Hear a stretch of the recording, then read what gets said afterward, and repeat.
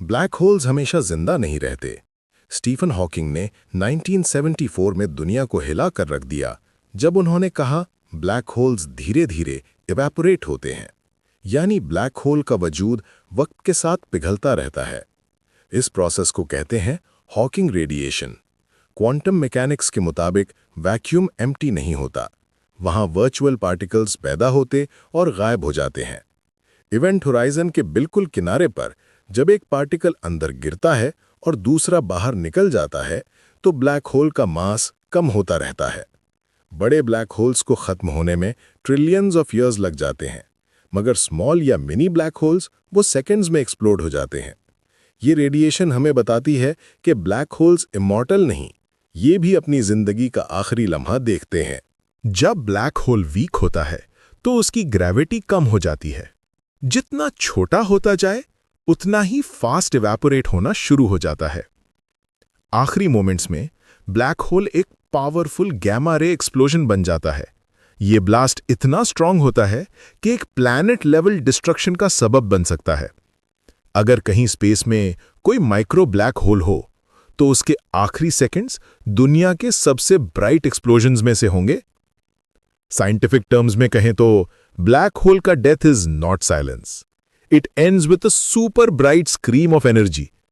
शुरुआत अंधेरा, जिंदगी अंधेरा, मगर मौत पूरी रोशनी का तूफान। फिजिक्स का सबसे बड़ा सवाल यह है, जो चीजें ब्लैक होल के अंदर जाती हैं उनका डेटा कहां जाता है। अगर ब्लैक होल मैटर को क्रश कर दे तो क्या उस मैटर की हिस्ट्री, उसका एटॉमिक स्ट्रक्चर, उसकी इंफॉर्मेशन हमेशा के लिए गायब हो जाती है? क्वांटम फिजिक्स कहती है इंफॉर्मेशन कभी डिस्ट्रॉय नहीं होती। जनरल रिलेटिविटी कहती है ब्लैक होल के अंदर सब कुछ मिटा दिया जाता है। दोनों थियरीज एक दूसरे से टकरा रही हैं। इसी को कहते हैं इंफॉर्मेशन पैराडॉक्स। इस पैराडॉक्स को सॉल्व करना यूनिवर्स को समझने की असली की है। शायद ब्लैक होल ही हमें न्यू फिजिक्स तक ले जाए, क्वांटम ग्रेविटी या एक नया फंडामेंटल लॉ। कुछ साइंटिस्ट्स ने एक शॉकिंग आइडिया दिया। इवेंट होराइजन के बिल्कुल किनारे पर एक फायरवॉल होती है। अगर कोई इंसान ब्लैक होल में गिरने की कोशिश करे तो वो एंट्री पर ही जलकर राख हो जाएगा। फायरवॉल्स के सपोर्टर्स कहते हैं कि इंफॉर्मेशन को सेव करने के लिए ब्लैक होल इवेंट होराइजन पर डाटा को बर्न करता है ताकि वो यूनिवर्स से डिलीट ना हो। लेकिन एक दूसरा स्कूल कहता है कि नो, इवेंट होराइजन बिल्कुल स्मूथ होता है, कोई दर्द नहीं, कोई फायर नहीं। दोनों आइडियाज एक दूसरे के बिल्कुल ऑपोजिट है और ये डिबेट अब तक सॉल्व नहीं हुई। अगर फायरवॉल एग्जिस्ट करती है तो ब्लैक होल का अंदर जाना दर्द की आखिरी हद बन जाता है। कुछ थ्योरीज कहती हैं कि यूनिवर्स की शुरुआत में बहुत पतले, बहुत डेंस एनर्जी के थ्रेड्स एग्जिस्ट करते थे, जिन्हें कहते हैं कॉस्मिक स्ट्रिंग्स। अगर ये स्ट्रिंग्स कभी ब्लैक होल के करीब आ जाएं, तो कुछ इनक्रेडिबल फिनोमेना होते हैं। स्पेस टाइम टेयर हो सकता है, ह्यूज एनर्जी वेव्स क्रिएट होती हैं, ब्लैक होल की लोकेशन इंस्टेंटली चेंज हो सकती है, वर्म होल्स ओपन हो सकते हैं। कॉस्मिक स्ट्रिंग्स अब तक डिटेक्ट नहीं हुए, मगर अगर ये रियल निकलें तो ये यूनिवर्स के आर्किटेक्चर की असली ब्लूप्रिंट होंगे और ब्लैक होल्स इन ब्लूप्रिंट्स के anchor points. White hole black hole का परफेक्ट ऑपोजिट है। ब्लैक होल सब कुछ अंदर खींचता है, व्हाइट होल कुछ भी अंदर नहीं लेने देता, वो सिर्फ मैटर बाहर फेंकता है। अगर व्हाइट होल्स एग्जिस्ट करते हैं तो शायद ये यूनिवर्स में कहीं हिडन हो। ये एक कॉस्मिक गीजर की तरह बिहेव करते हैं, मैटर और एनर्जी को एक ही झटके में फेंक देते हैं। कुछ साइंटिस्ट्स मानते हैं कि हर ब्लैक होल की दूसरी साइड एक व्हाइट होल हो सकता है। इसी थियरी से मल्टी यूनिवर्स आइडिया मजबूत होता है, यानी एक यूनिवर्स का ब्लैक होल दूसरे यूनिवर्स का व्हाइट होल। ब्लैक होल के करीब वक्त स्लो हो जाता है। जितना करीब जाओ उतना वक्त रुकने लगता है।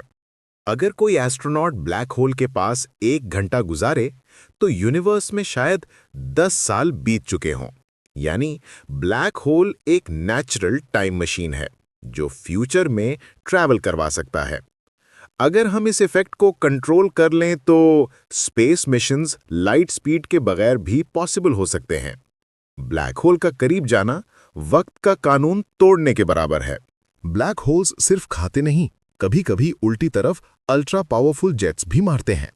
ये jets millions of kilometres long, light से तेज पूरी गैलेक्सीज तक रोशन कर देते हैं और डार्क मैटर को भी डिस्टर्ब कर देते हैं। इमेजिन करो एक बीम जो पूरी गैलेक्सी को कट कर सकती हो। ये जेट्स कुदरत की सबसे पावरफुल लेजर्स हैं।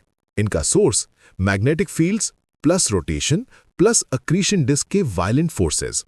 ये जेट्स गैलेक्सीज के शेप और उनकी लाइफ साइकिल को कंट्रोल करते हैं। जरा सोचो, अगर एक ब्लैक होल के इर्द गिर्द कोई प्लैनेट हो जहां हल्की सी लाइट एक अक्रीशन डिस्क से मिल रही हो, क्या वहां लाइफ हो सकती है? फिजिक्स के मुताबिक हाँ। अगर टेम्परेचर स्टेबल हो और टाइडल फोर्सेस ज्यादा ना हो तो ब्लैक होल के ऑर्बिट पर भी प्लैनेट्स एग्जिस्ट कर सकते हैं। और अगर ब्लैक होल क्वाइट हो, यानी जहां अक्रीशन कम हो, तो वहां डार्कनेस स्टेबल क्लाइमेट बना सकती है।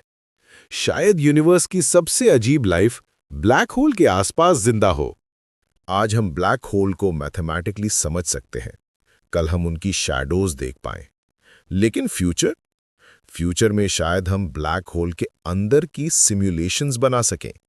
Quantum computers, gravitational wave maps और एआई मॉडल्स हमारे लिए एक दिन ब्लैक होल का 3D इंटीरियर बना देंगे। हो सकता है हम ब्लैक होल के अंदर की फिजिक्स को विजुअलाइज कर सकें।